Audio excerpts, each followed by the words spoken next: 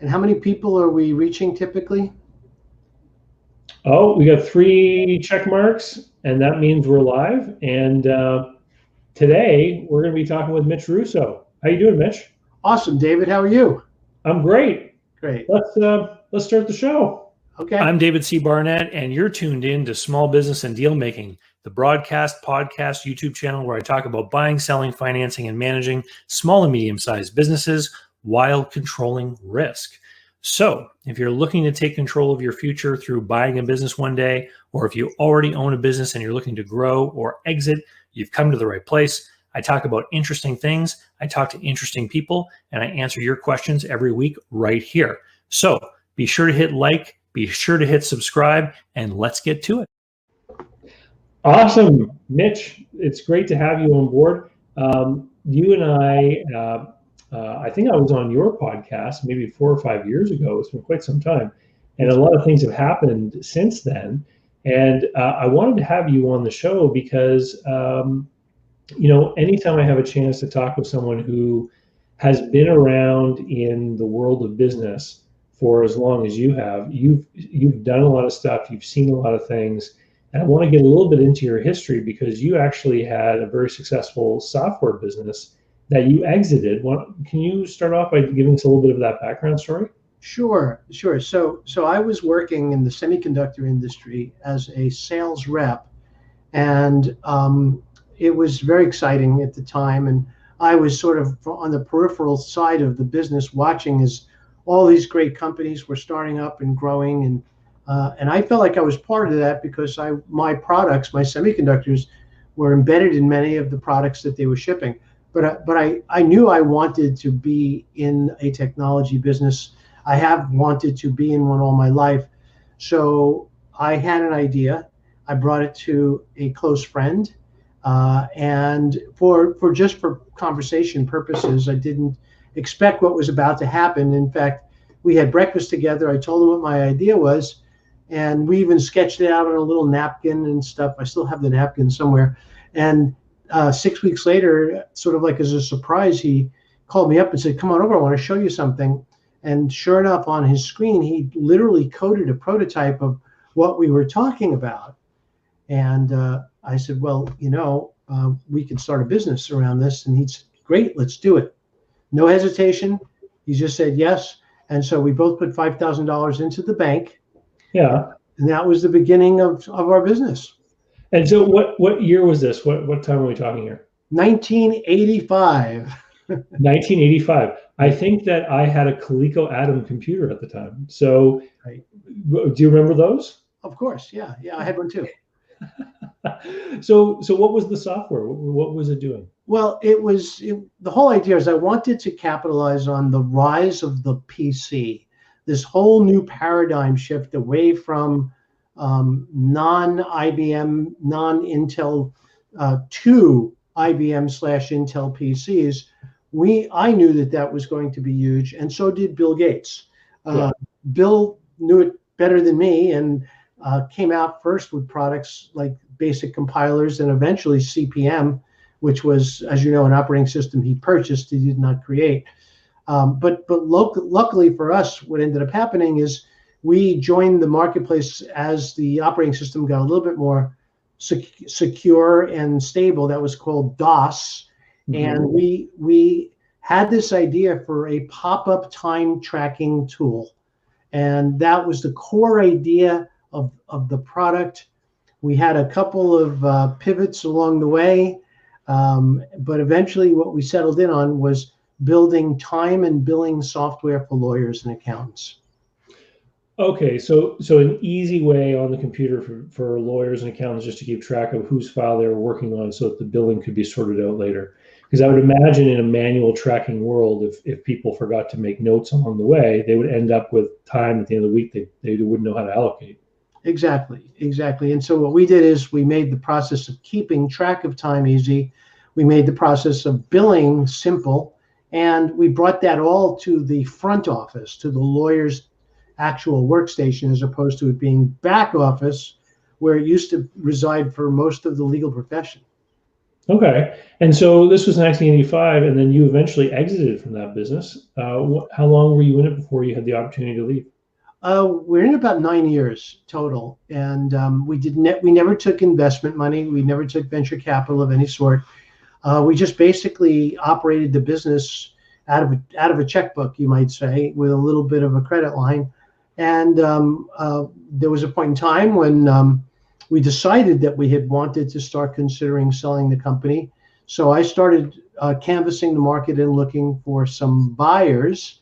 I located two at the same time, created the equivalent of an auction environment, and we were able to select between those two and the best price.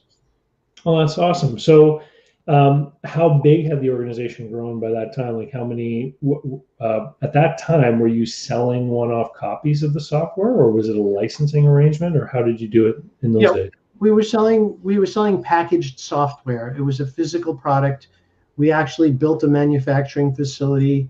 We had, by the time we sold the company, we had already sold to over about 250,000 people.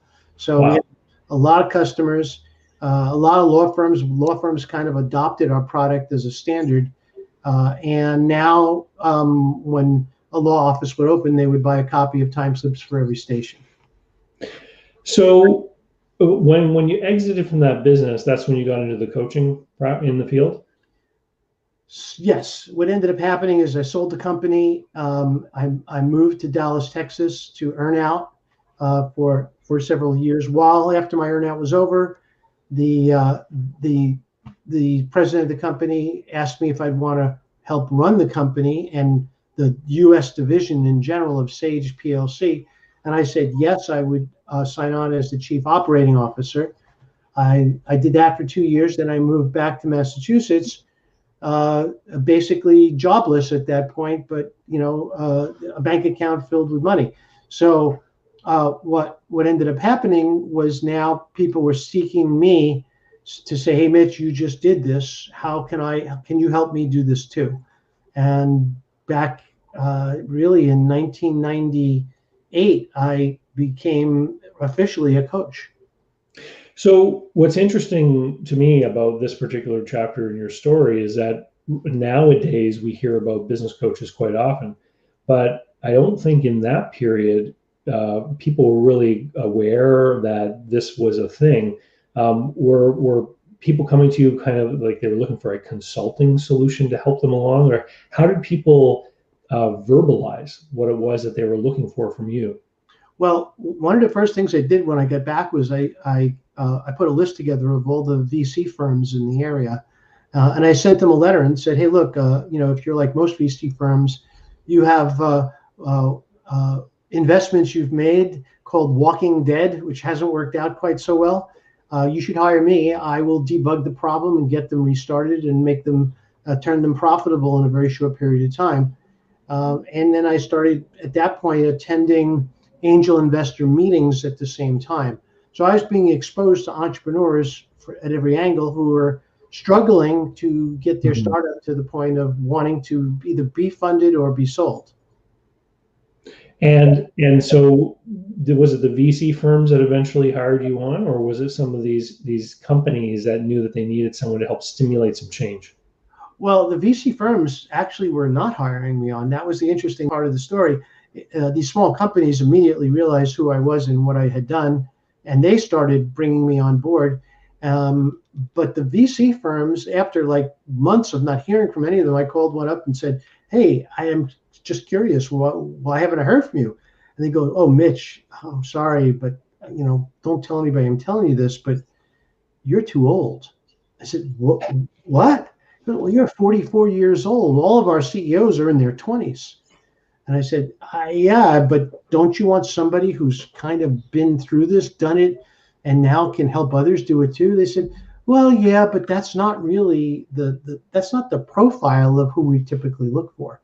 I said, "Hey, no problem." Years later, then they started hiring me once I started helping their investments, their Yeah. companies that had contacted me. That's when they started bringing me in. And eventually, one of them was crazy enough to pay me a ridiculous amount of money. And I actually came on board as the CEO of one of their startups.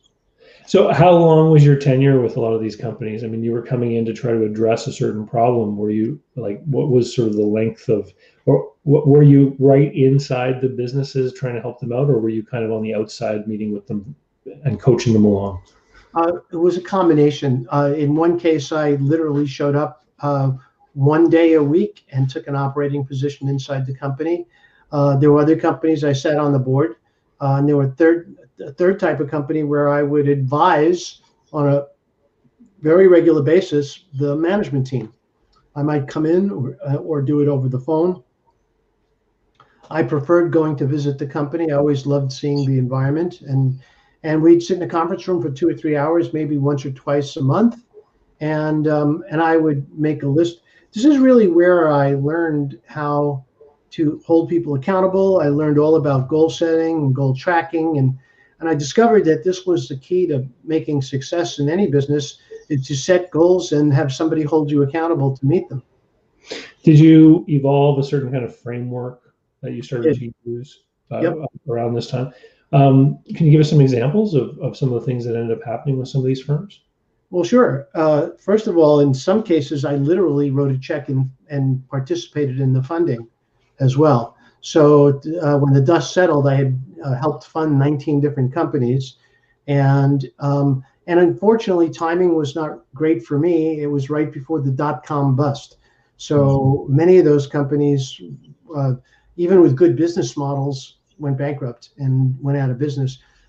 but I had made some good choices. I made some bad choices, but some of the good choices I made turned out to work out quite well and pay me a multiple of my initial investment.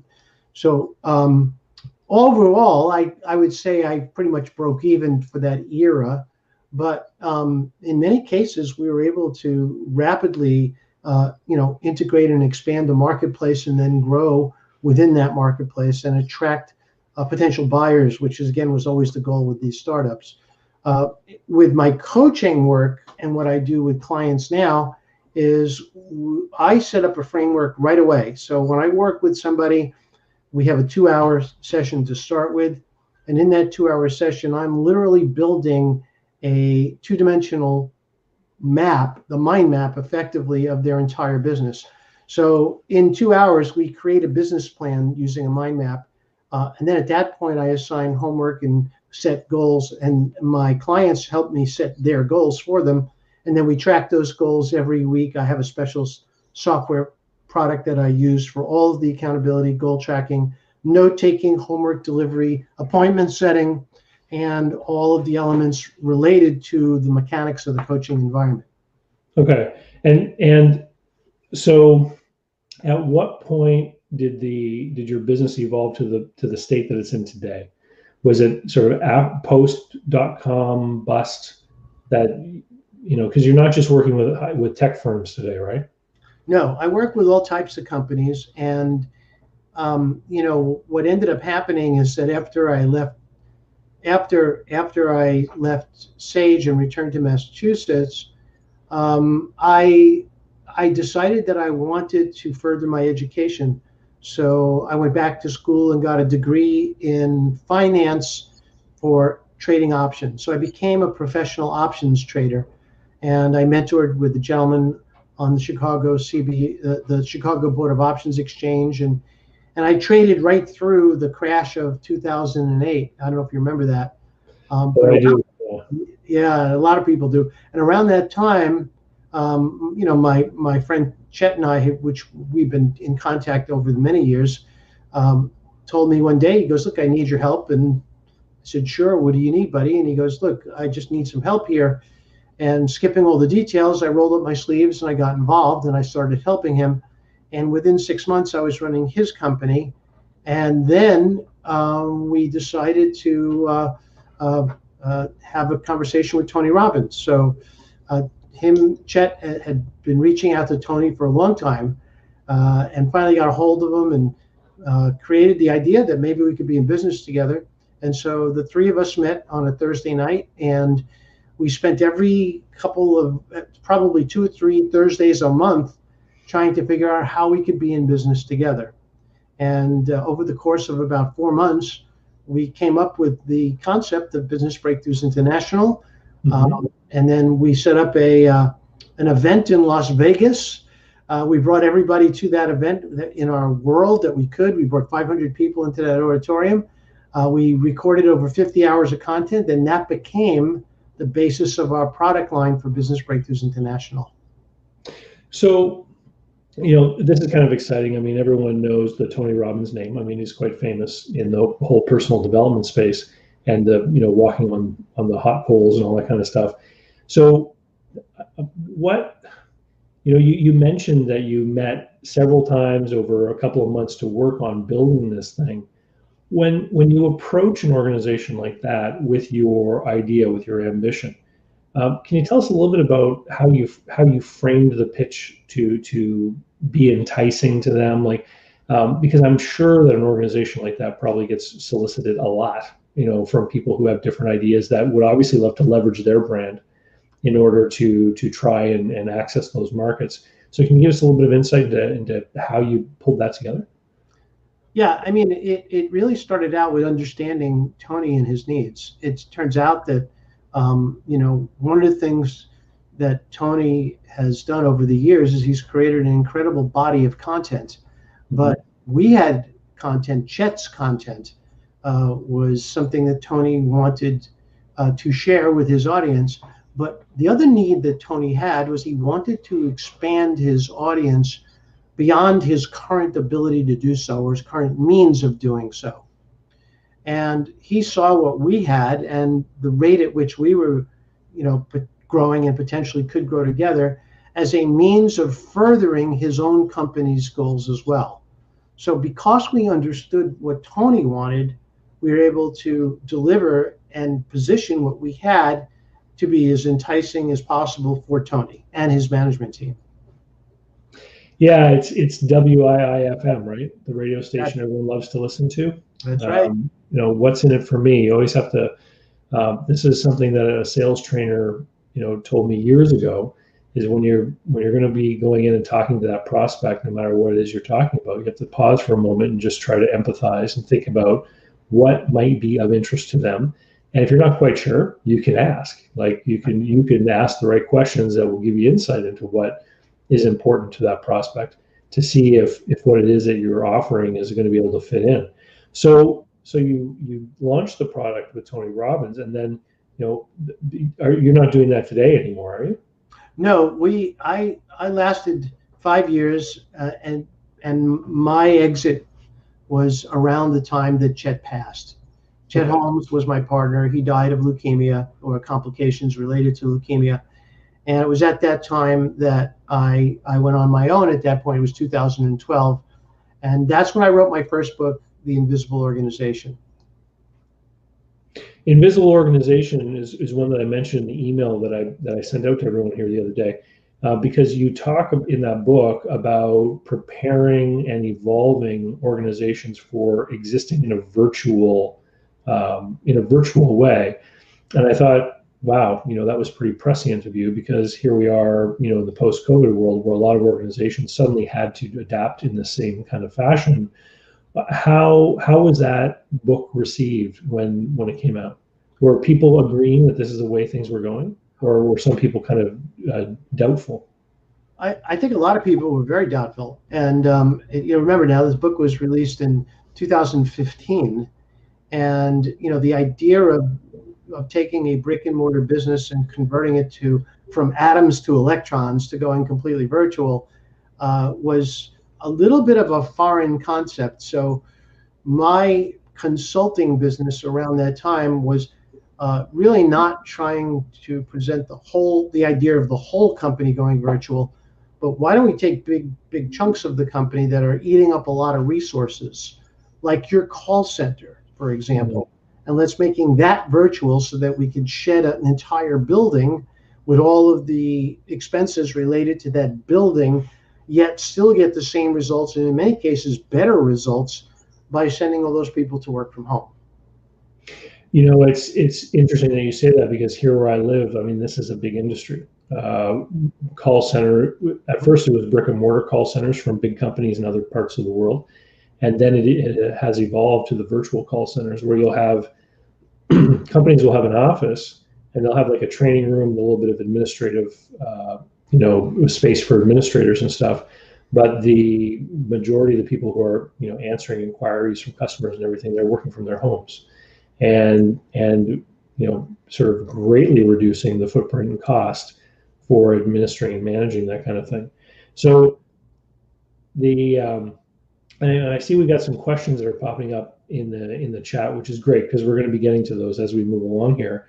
And I want to thank everyone who's watching and who makes a comment, and thank everyone who's listening to the recording too for having decided to listen in. So Mitch, one of the things I wanted to talk about here today was innovation and iteration, because obviously with your history and background that we just covered, you've done a lot of different things, and you've been in a lot of these different organizations where you've had to make changes in order for these firms to survive and to thrive, etc. One of the things that you and I were talking about when we met a few weeks ago to talk about tonight is we talked about how in your coaching business you started to notice, just like you're talking about call centers being more efficient if people can work from home, you started to notice that you wanted to make things more efficient, where you saw that you were wasting a lot of time. You want to recount that little story for everyone here listening? Because I thought it was an interesting insight that you had, and that you could see a solution for it. Right. Well, so I want to start out by saying that I had I love being a coach. I love helping people. I love taking on assignments and solving problems. And so really what I was trying to do was maximize what I would call my cognitive time during the day. But what was happening was that I was spending about a half an hour on admin between sessions. So I couldn't really roll from session to session because I needed to stop and collect all the information I had spread out all over 2 enormous screens here, and then consolidate that into an email, and then get all that over to the client. And then before I speak to them again, I had to open up all those apps and search for their email and review what we did last week. So I said to myself, this is ridiculous. There's got to be coaching software that does this for me. And that's when I went down the rabbit hole and started looking for coaching software. Now, my issue is that I have a low attention span when it comes to patience. So I don't have a lot of patience when it comes to learning software. If I can't learn it quickly, I don't want it. And I had subscribed to 5 different platforms to try and use one of them for my practice. That's all I wanted. Mitch, does that come from your days back in that C prompt world of DOS? You get kind of frustrated having to learn all the command prompts for everything? I unfortunately memorized all of those many years ago. And if pressed, I might be able to remember a few of them. But the bottom line was that nowadays, I just wanted to do my job. Yeah. And so I ended up in this sort of a labyrinth of complexity of software that did things I didn't want it to do without my permission, like sending texts and emails to clients with reminders. I don't want any of that stuff. All I wanted was, how do I manage my clients, save half an hour per session, and have my process available to me on my screen. Well, I couldn't find it. So I decided to do what I think all entrepreneurs decide to do when there is a vacuum, when there's a solution required and you can't find it, create it. And so 18 months ago, I set out to create a software platform for coaches with 2 core objectives. Number 1, unlimited everything, inexpensive. And objective number 2 was simple to use, learning curve 10 minutes or less.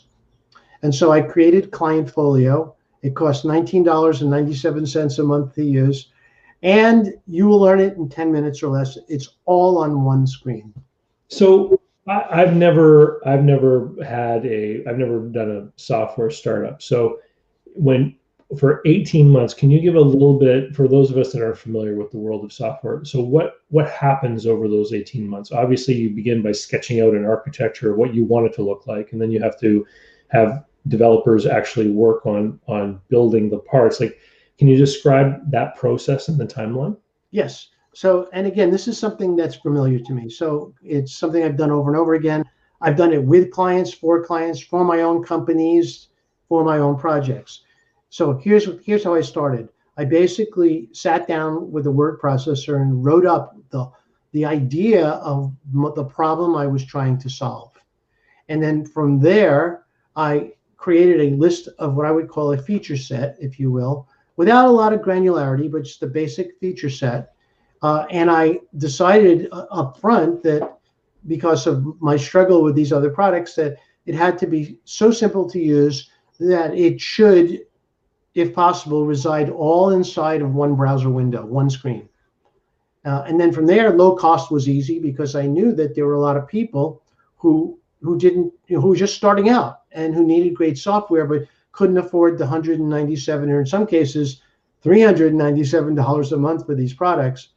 And also, so the products that you found out there, what world did they come from? Because I'm thinking about other professions where people have meetings and have to take notes, like maybe counselors and people of this nature, right? Like, is that what you were finding out there? Yes, I looked for coaching software. There's software for coaches, and again, the folks who create it. I'm not going to say it categorically because I don't know every one of them, but it seemed as if most of these products were created by programmers, not by master coaches. So, I'm a very experienced coach. I have a process I need to make sure I am true to, and I need a way and a flexibility to enable my process inside of a coaching platform, which again, nothing worked. So once I decided on the feature set, I then, I forgot the name of the tool I used, but I basically created a wireframe of the way the system should work. And I wireframed the entire system and I had the feature set. And then I started doing what I would call rule definition. And then with any software product, you need to define the rules of who gets to use it under what conditions and how. And so I created all of the specifications, and along with the wireframe, I sent that to a development company that I know very well. I worked with them over the years, and I said, how long do you think it will take to create this? And the guy come back to me and said, it'll take about 3 months. So I said, oh, you mean a year? And he goes, no, it won't take a year. I said, oh, yes, it will. And he said, no, maybe 5 months. I said, okay, that's great. I get it. I'm budgeting a year. So it actually took more like 18 months. But that included the testing part, which I didn't ask them to do. So we were able to get the product pretty much done in about a year and functional, but very, very, very buggy. And so we brought in another testing company, which I had screened through Upwork, and they came in and they did all of the beta testing, if you will. And then I brought in a team of friends, family members, people who I could trust to test it out and give me feedback. And through that, we made modifications to the way the system operated, made it even easier to use, added features that I had forgotten about or missed. And finally, in March of this year, we did a soft launch of the product. Now it's in its, we just released the second version of it last week, and it's doing great. I find it very interesting to hear you describe this process, because anyone else who I've really spoken to about developing this kind of product, they've been those developer IT programmer types, right? Yeah. And so the sort of time and expense of what goes into building it, they kind of discount because they just put all of their own time into it, right? Whereas in this case, you were sort of creating a framework of what you wanted. You were guiding it, and I'm sure that you were, like, every month that ticked by, you needed to pay them for the work that they were doing, correct? Every week, yeah. Mm-hmm. Yeah. So getting into this, I mean, you jokingly said, "Oh, it'll take a year," when they told you 3 months. You obviously had to be prepared for this investment. Did you really did it end up being the type of investment you thought when you started? Well, the real answer is no. And I would bet nobody, it always costs more than most people think. Right. But I knew that I had idea of the scope of what the investment would be, even on the outside, and I was right in my own estimates. I pretty much got to kind of where I expected to be. So my desire at that point was to go forward anyway and make this work. Okay, and so the reason why I bring that up is that you had set one of your initial goals to be a certain price point that you wanted to be able to offer it at. And did you at any point when the investment started to grow larger and larger ever question that concept of what you wanted the price point to be? They weren't related.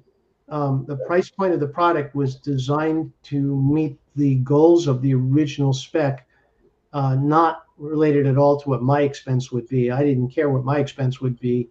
I already knew what it was going to be, more or less. So my goal, what was feasible and affordable in the minds of those other coaches? I was trying to make this as easy a decision as anybody could in order to use the product. So I don't know a coach out there who can't afford the equivalent of if you buy a year in advance, you get 2 months free. So I can't imagine anyone who can't afford $16.66 a month to pay for their entire administrative coaching platform. Now, to be clear, as I said earlier, I focused only on what coaches need. I did not build a course creation platform.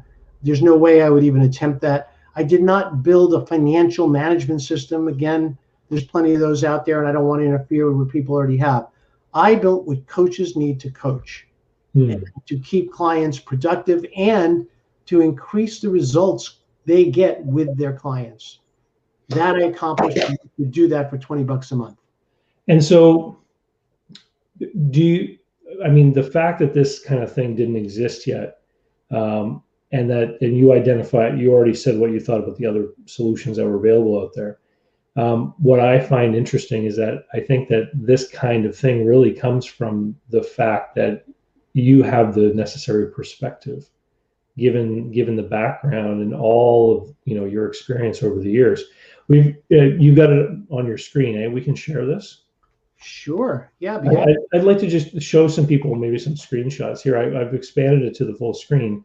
Yeah. So this is clientfolio.io. And can you give us an idea of what it looks like? Not everyone on the call is a coach, but I think it's interesting to kind of see. Sure. So this is, again, when I told you it was going to be simple, this is really the entire system you're looking at right now. So you come here, you choose a client. At that point, you are now in your coaching environment, period. All you got to do before you start your session is check on what you told your client the following week, what the assignment was, make sure that you cover this. And by the way, of course, they get this as a finished email as well. So now I start my session. I'm taking notes. I'm asking my accountability questions. I then literally type in my homework, assign it. I put in any people else I want to copy, which means we can now coach teams as well as individuals. I put in a recording from a Zoom link, and I then decide what I want to send, notes, client report, and I'm pretty much ready to go. Now, some of the nuances that make this special are the fact that you have a library of accountability questions that I have used over the years to help my own clients. And you as a coach can create as many categories for questions as you like. And you can switch the questions out session by session, even in the middle of a session while you're coaching a client as well.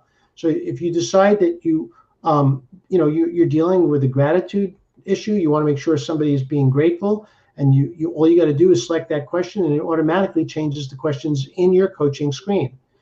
The other thing I mentioned earlier, if you remember, David, is I mentioned goal setting. Well, we work with stats, as we call them, and stats are the equivalent of goals, and you get to define whatever goal you want every single new client that you have. So every client can have a different set of goals or stats. And then every week you just ask them, okay, well, how many calories did you consume this week? Or how many new customers did you have? Or what was your profit this week? And at the end, they stack up here on the right. All you got to do is click here, and you can see the entire history of all the work you've done with that client over time. Wow. Now, when you send that client a homework, what I call the homework report, it looks like this. Now, this is pretty impressive. If you're a coach and you are sending homework that looks like this, your clients are going to be impressed, because everything you talked about, here's your homework, all your assignments, all your notes, all your accountability questions and answers, all of your stats, your recording from your last session, your next meeting date, and any attachments you might have. So that's why Clientfolio is the solution that I could not find anywhere else. It's, yeah,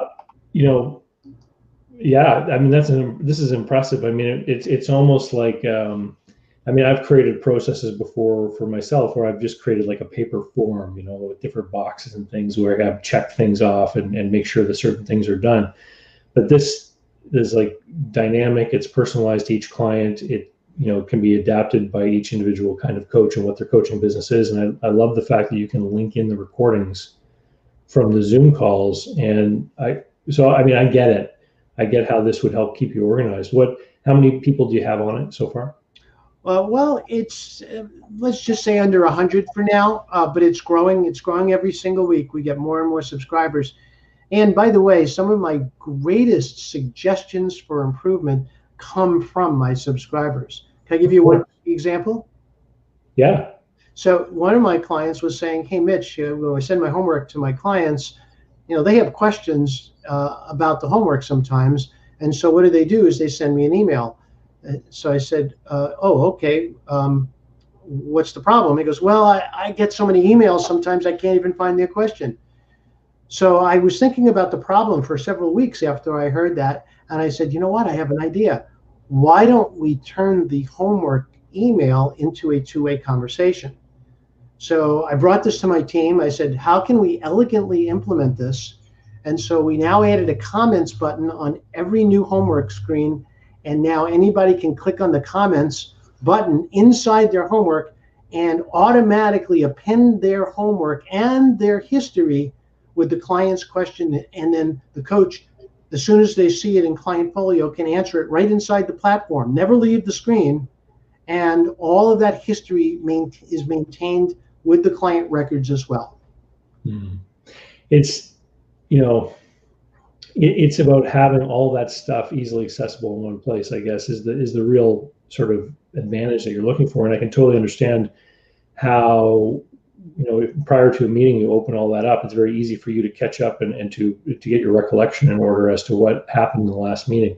How have you found that the tool has affected your workflow?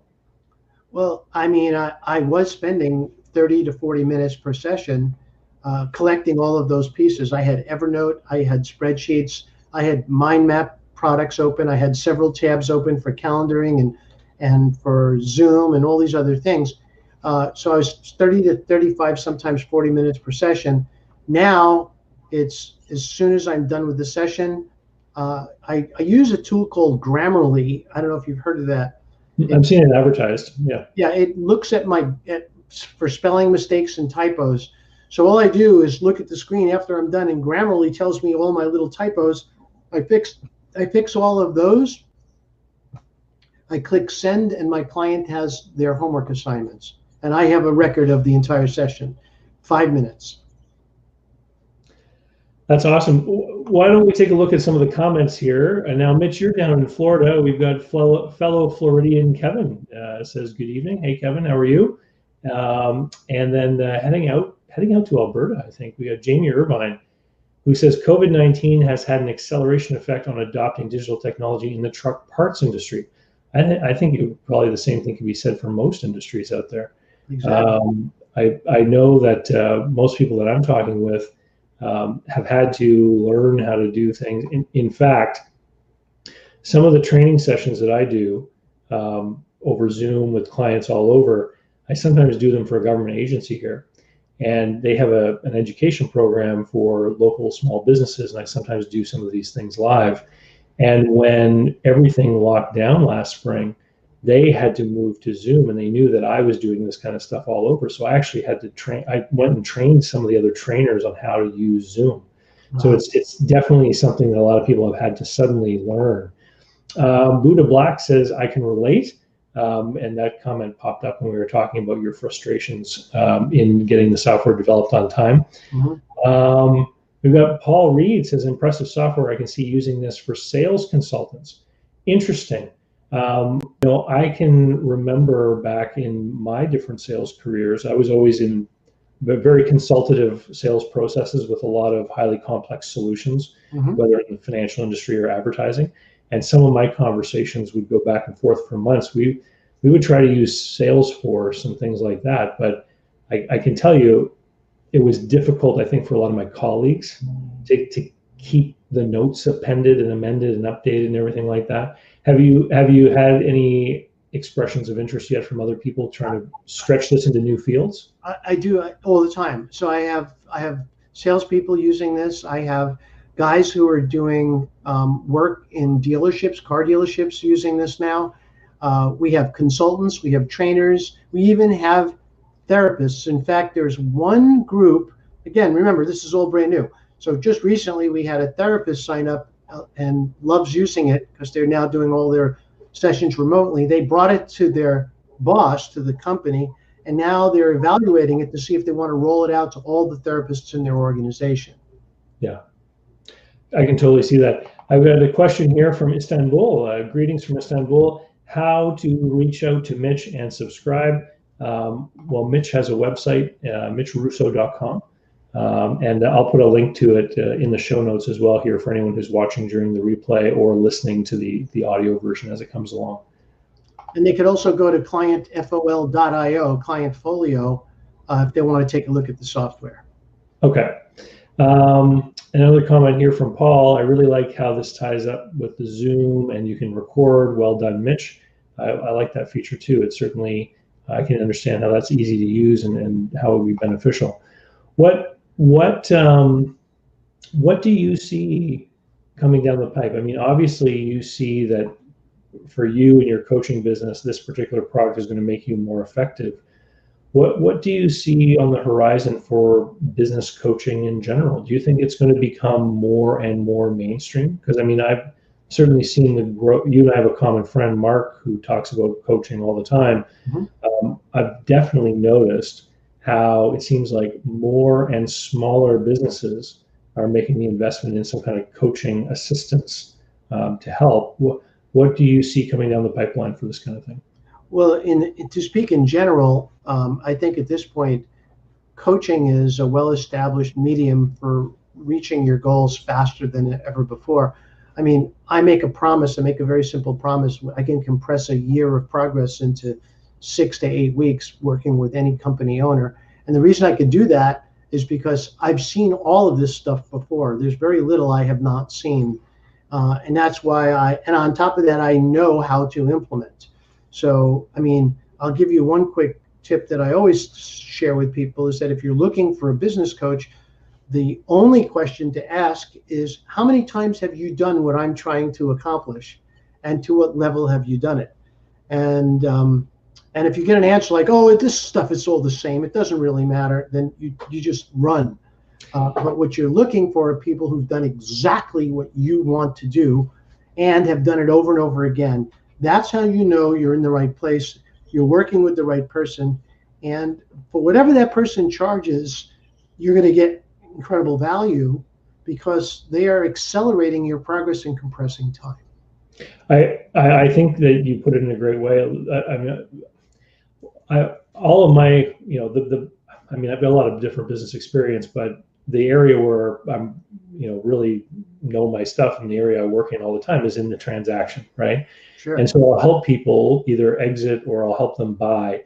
And a lot of times I'll develop really tight relationships with people when they're going through their buyer journey and executing their deal. And sometimes people will ask me like, oh, David, I really like you. I'd like to carry on. I want to create a coaching relationship with you.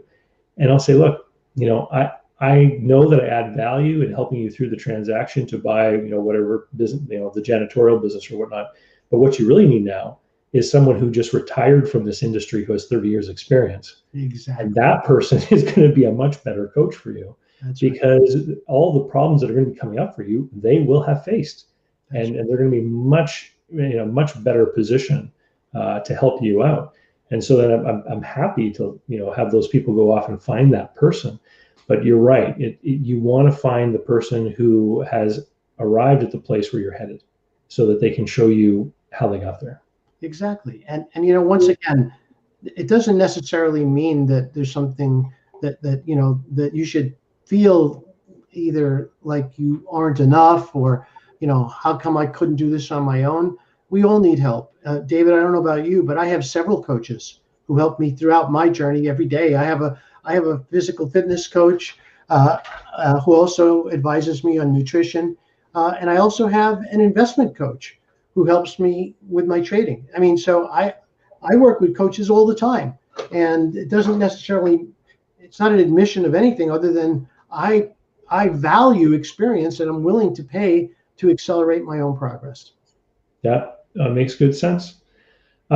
Mitch, I want to thank you for dropping by and spending some time with me and the audience here today, and showing your product. And it's a wonderful story that, of all of your experience and the different things that you've done over the years. And I look forward to the next time we chat.